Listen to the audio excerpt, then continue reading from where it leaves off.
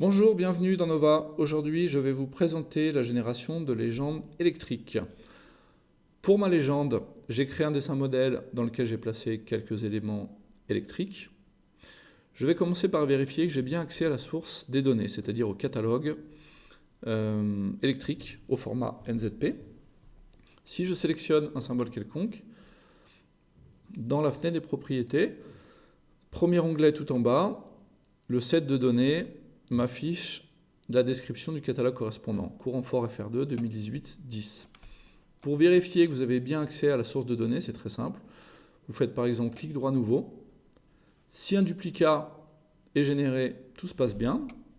Si vous avez un message d'erreur, eh bien, je vous invite à vous rendre dans les extra options et à adapter le chemin d'accès à la source des données, ici, dans Environnement, catalogue de données Trimble MEP.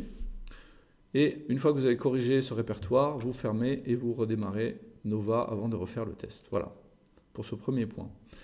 Deuxième recommandation, lorsque vous manipulez les entités issues d'un même symbole, par exemple les 5 entités placées sur le dessin, dans la partie supérieure, là, mes interrupteurs simples, que je vais sélectionner par exemple comme ceci. Je clique sur un interrupteur, ensuite je clique sur marquer classe d'objet, élément exact.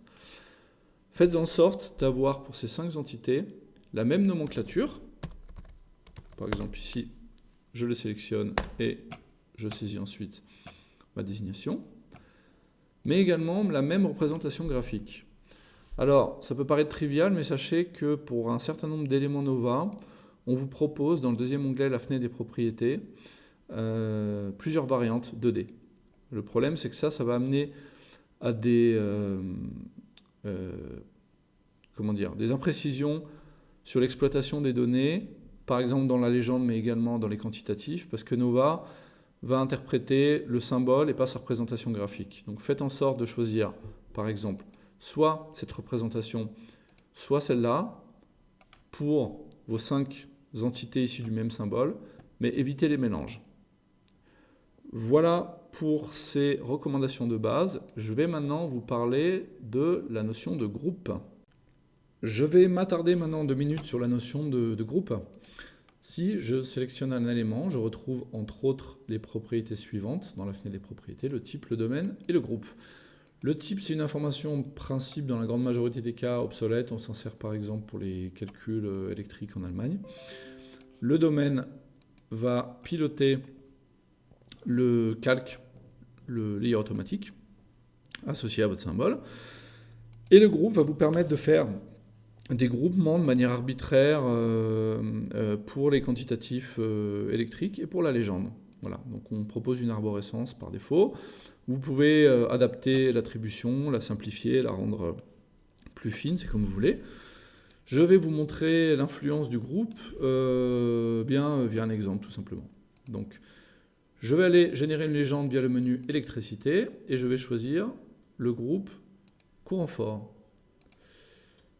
Je génère ma légende en cliquant sur nouveau et tous les éléments appartenant au sous-groupe courant fort seront inclus dans cette légende. Voilà. Donc de la même manière, je peux faire une légende courant faible. Voilà. Par contre, si vous voulez des rubriques plus détaillées, vous pouvez procéder de la manière suivante. Par exemple, vous voulez d'abord un sous-groupement avec tous les éléments de type commande. Je vais choisir le niveau d'arborescence de groupe commande. Ça va donner ceci. Ensuite, je fais la même chose pour le sous-groupe luminaire, etc., etc. Donc voilà pour la notion de groupe. Je vais vous présenter maintenant quelques éléments pour pouvoir éditer, préparer, finaliser en quelque sorte votre légende. Alors, on va commencer d'abord par la notion de calque. Donc si je clique sur ma légende, j'ai bien un calque automatique qui est activé.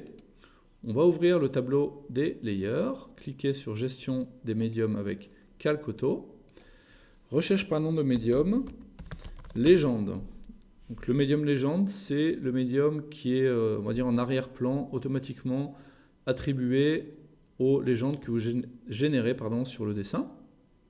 Okay, je vais faire une recherche en cliquant avec la flèche là, et je tombe sur le médium légende.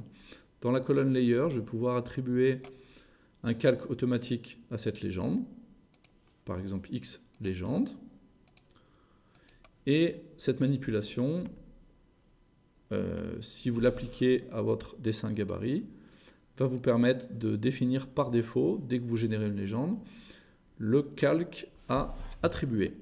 Voilà. Ensuite, concernant la fenêtre des propriétés, vous allez pouvoir par exemple modifier la largeur de colonne ou les paramètres de texte. Si vous double-cliquez sur la légende, vous allez pouvoir activer ou désactiver une ligne. Vous allez pouvoir modifier un texte manuellement, par exemple le titre. Alors, là, en termes d'utilisation, au début, il faut prendre le coup de main. Le double-clic ne fonctionne pas. En fait, il faut cliquer une première fois pour sélectionner l'objet. Ensuite, vous cliquez une deuxième fois, tout simplement, avec quelques secondes d'écart entre les deux. Et le texte devient modifiable. Par exemple, pour faire quelque chose comme ça. Je vous le refais. Donc, double-clic pour éditer la légende. Je sélectionne. Et ensuite, j'attends une fois. Et je peux modifier... pardon, j'attends 1 ou 2 secondes. Et je peux modifier ensuite le texte. Voilà. Vous pouvez modifier l'ordre en cliquant sur haut ou bas. Je vous donne une astuce si vous souhaitez récupérer les quantitatifs. Par défaut, ils sont calculés mais pas affichés. Par contre, si vous éditez le texte manuellement comme ceci par exemple, en rajoutant un espace, eh bien, le résultat sera ensuite repris tel quel dans votre légende. Voilà pour cette petite astuce. Ensuite, je vais essayer de vous proposer une solution de contournement pour un défaut de l'application. Lorsque je vais vouloir finaliser mes rubriques en les alignant les unes par rapport aux autres, eh bien, je vais avoir un souci d'accrochage auto si j'essaie de capturer le coin supérieur gauche pour aligner ma rubrique avec la première placée dans la partie supérieure de l'écran. Donc ce que je peux faire par exemple, c'est utiliser, après avoir appelé la fonction déplacer, la fonction recherche du point d'intersection par prolongation, sélectionner ces deux segments, et par contre le coin inférieur gauche de ma rubrique en haut, je vais pouvoir le capturer en accrochage auto. Voilà. Donc je vais obtenir quelque chose comme ceci. Pour finir, si vous souhaitez faire l'opération dans un espace papier, voilà, eh bien,